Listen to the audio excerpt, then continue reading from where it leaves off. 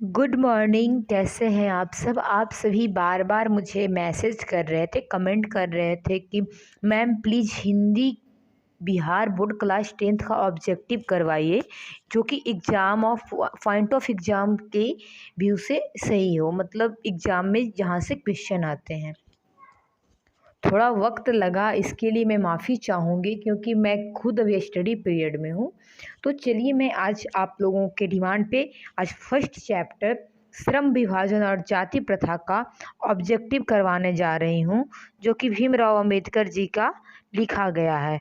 तो आप बने रहिए वीडियो के अंत तक और देखिए। पहला क्वेश्चन है, श्रम विभाजन और जाति प्रथा के लेखक कौन है? तो सबको पता है कि इसके लेखक बाबा साहेब भीमराव अंबेडकर हैं। इसमें कोई इशू नहीं होना चाहिए।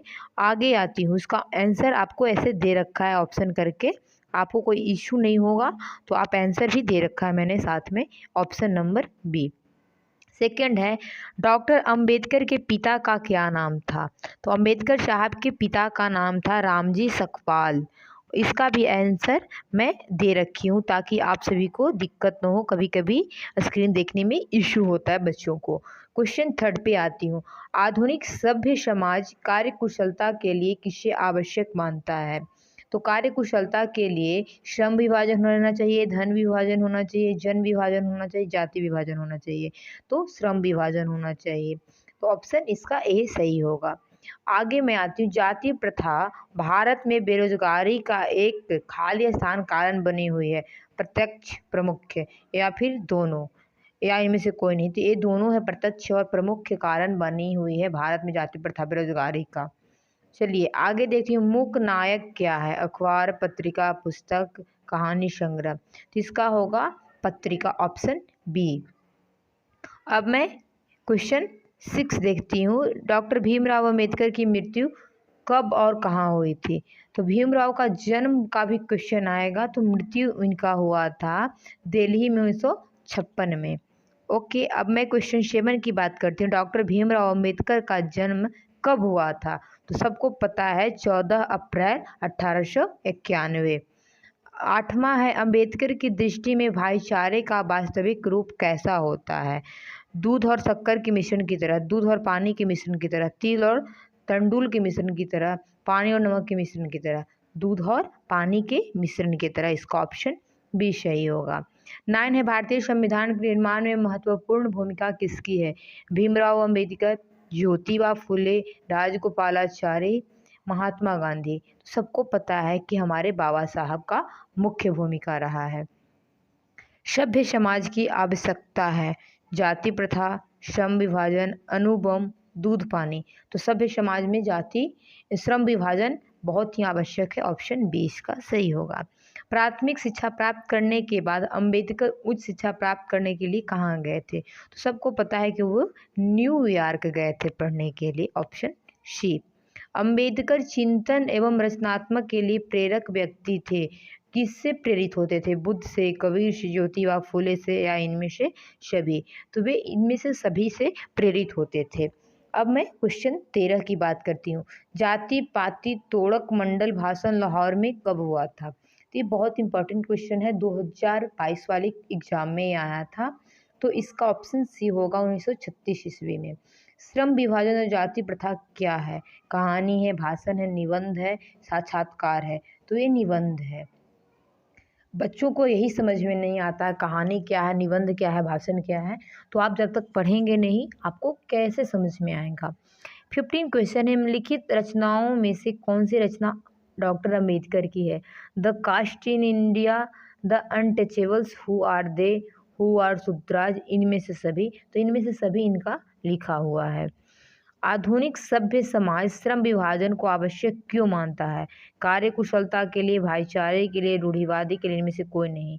तो ये कार्यकुशलता के लिए आधुनिक सभ्य समाज श्रम विभाजन को आवश्यक मानता है। श्रम विभाजन और जाति प्रथा पाठ बाबा साहेब के किस भाषण का संपादित अंश है? The caste in India, genesis and development, annihilation of caste, who is Shudras. इसका सी है, एनहिलेंस ऑफ कास्ट। 17 का ऑप्शन सी। 18 है, अंबेडकर के भाषण एनिहिलेंस ऑफ कास्ट को कितने हिंदी में रूपांतरण किया था?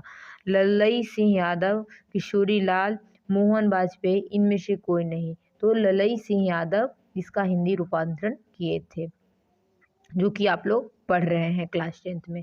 अंबेडकर का जन्म किस परिवार में हुआ था? सबको पता है कि वे दलित परिवार से बिलोंग करते थे।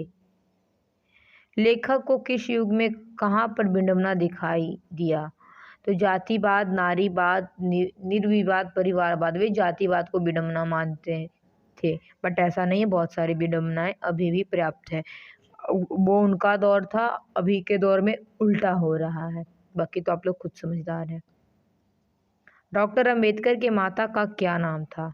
रानीबाई, कुंतीबाई, शीलाबाई, भीमाबाई। तो उनकी माता का नाम था भीमाबाई। ऑप्शन डी इसका सही होगा। 22 नंबर क्वेश्चन, डॉक्टर अंबेडकर ने पीएचडी की उपाधि कब धारण की? ये 2016 में इसका क्वेश्चन आया था।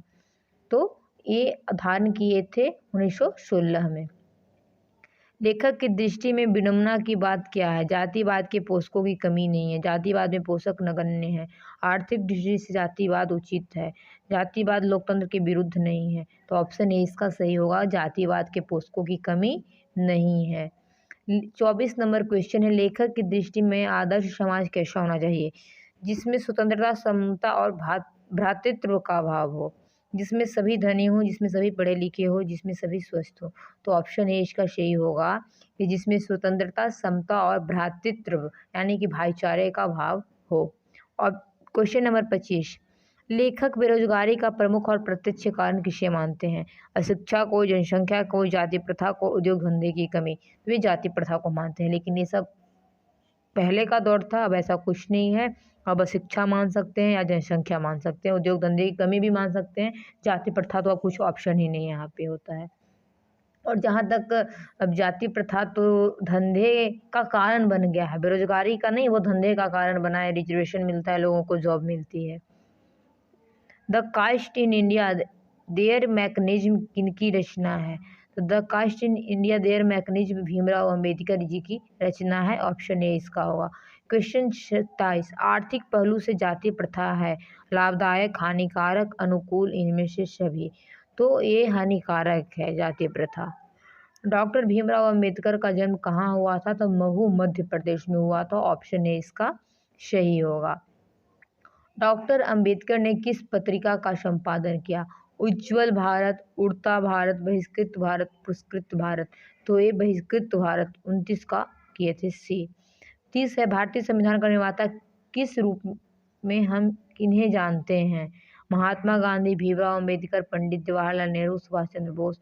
अरे भाई, तो कहानी यहाँ इर्द गिर्द हो रही है, तो इनका होगा option number B, Bhimrao Ambedkar साहब के इर्द गिर्द घूम रही है।